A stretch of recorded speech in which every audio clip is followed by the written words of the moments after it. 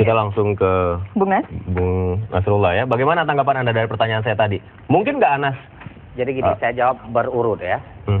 Saya ingin katakan, saya tidak ada masalah Angelina Sondakh ditetapkan sebagai tersangka. Setiap orang yang melakukan suatu perbuatan harus mempertanggungjawabkan di hadapan hukum.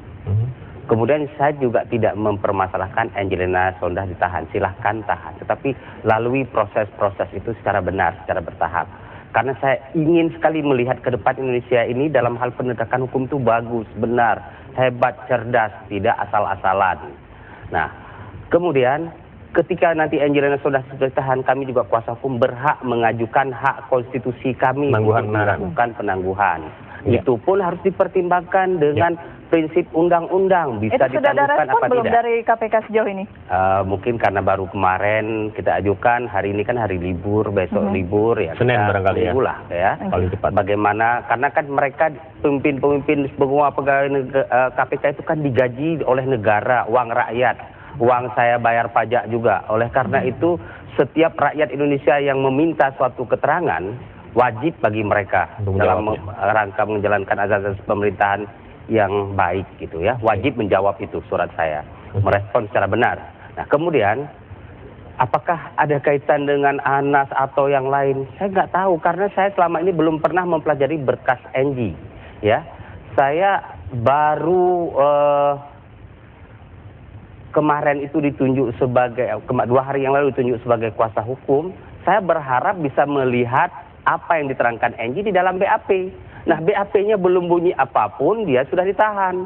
Seharusnya sampai Enji bunyi baru, saya bisa komentari kepada publik. Nah, tentu saya tidak mau dalam membela kepentingan klien saya lempar kiri, kanan, atas, bawah, semua orang kejiprat ludah saya.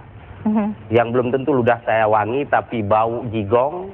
Saya nggak mau orang lain mencium jigong saya. Tapi saya fokus di dalam pembelaan hak-hak konstitusional klien saya. Saya tidak mau melempar, kecuali klien saya mau ngomong sendiri ya silakan. Tapi saya bukanlah lawyer yang mau menarik-narik orang lain. Karena kalau ternyata saya salah, saya keliru, saya melakukan penzaliman terhadap orang. Saya punya prinsip dalam hidup saya, kalaupun saya tidak bisa berbuat baik untuk orang lain, saya jangan menjadi bagian orang yang membuat jahat untuk orang lain. Oke, baik. Terima kasih. Bang Nas, saya ke Bung Tama. Bung Tama, setelah nama Enji kemudian tersangka dan ditahan, ada nama lain kemudian yang sampai saat ini jadi pertanyaan, kapan ditahannya begitu ya, Wenkoster? Tanggapannya? Ya, kalau kita kan melihat tentu kalau bicara soal penahanan, kemudian bicara soal penetapan tersangka, itu kan menjadi ranahnya KPK. Tentu KPK punya pertimbangan sendiri.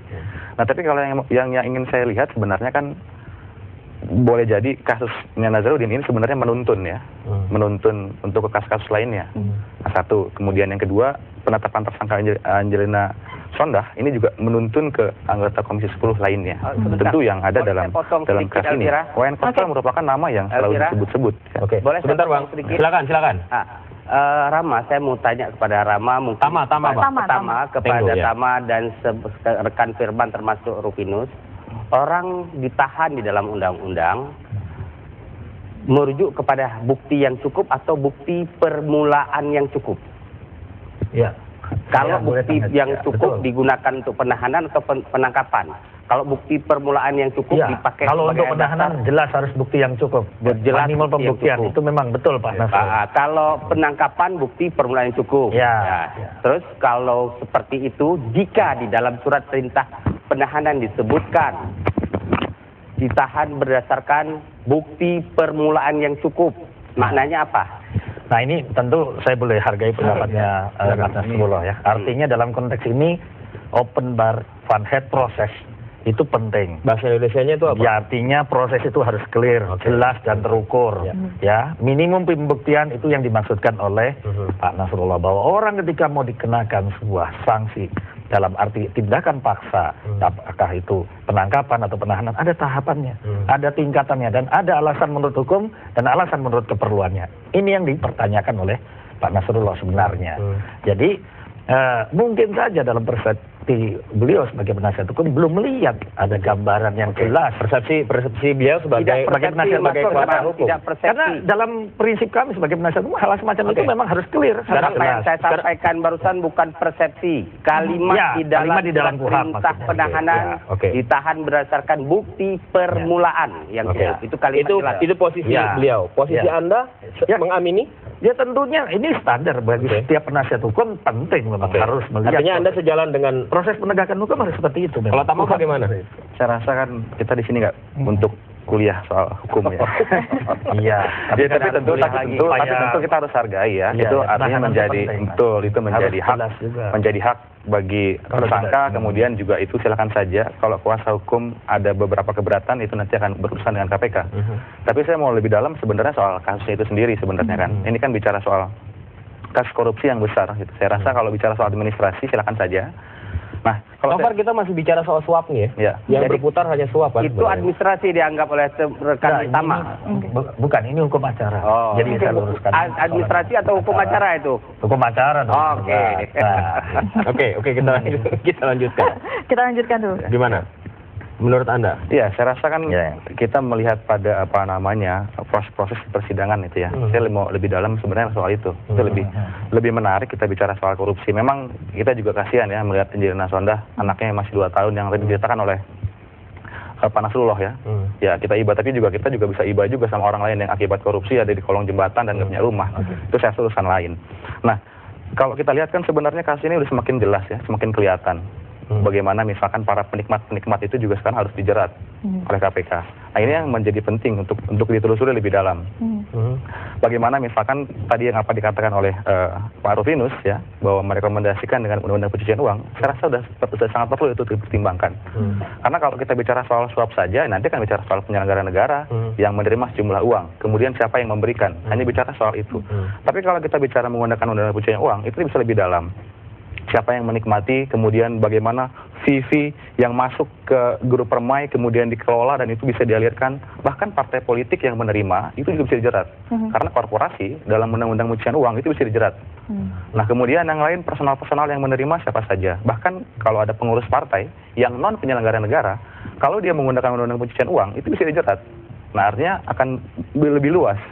Nah ini sangat kita rekomendasikan kepada KPK. Jadi KPK tidak hanya menggunakan soal suap tadi 5, 11, pasal 12 itu akan bicara soal penyelenggara negara dan pemberi suap. Tapi ini kan mungkin saja berkembang kan, ya, terutama. Tentu ini makanya kita rekomendasikan. Jadi tidak hanya tadi 11, 5, dan 12, tetapi juga ada pasal-pasal lain yang kita harapkan juga coba dipakai oleh KPK. Tentu harus berdasarkan pada fakta-fakta yang sudah dimiliki oleh KPK. Tapi gini juga ya Bung Vito, kaitan dengan apa yang dikatakan Mas Tama ini kan konteksnya adalah follow the suspect, follow the money. Setelah mengejar pelaku, mengejar siapa yang mengejar uang. Itu oke. Tetapi kan tentu harus jelas secara definitif. Karena harus dibuktikan dulu apa yang menjadi predikat crime istilahnya, menjadi tindak pidana utamanya. Jadi kalau perdebatannya tadi soal suap kemudian mau pindah ke pasal yang lain, kemudian mau dikejar, ini yang secara norma hukumnya agak kalau dilakukan secara bersamaan itu tidak mungkin. Nah ini saya nggak tahu, ini kan soal kebijakan menurut mestinya bisa dilakukan pada waktu itu. Tapi ya kita tidak tahu. Hanya problemnya secara normatif saya melihat ini bukan persoalan mudah karena akan berkaitan dengan problematika normanya. Misalnya di dalam undang-undangnya tidak mendefinisikan juga secara jelas. Ya, seperti apa? Anda tidak mau ini lebih lebar lagi bukan karena kemudian khawatir akan klien Anda? Tidak. Gini, penerapan undang-undang itu apalagi hukum pidana. Prof. Saling mengingatkan berhati-hati menggunakan hukum pidana karena dia pedang bermata dua. Sisi tajam di kanan dan sisi tajam di kirinya. Bisa efek positifnya, mungkin juga efek negatifnya. Maka persoalannya bagaimana kalau tingkat prasangka yang disampaikan itu tidak jelas pembuktiannya. Ini kan yang jadi soal. Kemudian penggunaan undang-undang itu dianggap menjadi tidak efektif. Ini yang kita harus jaga. Jangan sampai penggunaan undang-undang itu menjadi justru bias, malah menjadi tidak efektif dan tidak tepat sasaran itu saja. Saya rasa kalau menjawab tadi apakah diperbolehkan atau tidak menggabungkan antara undang-undang korupsi dan undang-undang pencucian uang, sebenarnya sudah dicoba ya. Ada putusan di PN Banjarmasin. Jadi jaksa di sana sudah bisa menggunakan undang-undang korupsi, kemudian undang-undang pencucian uang.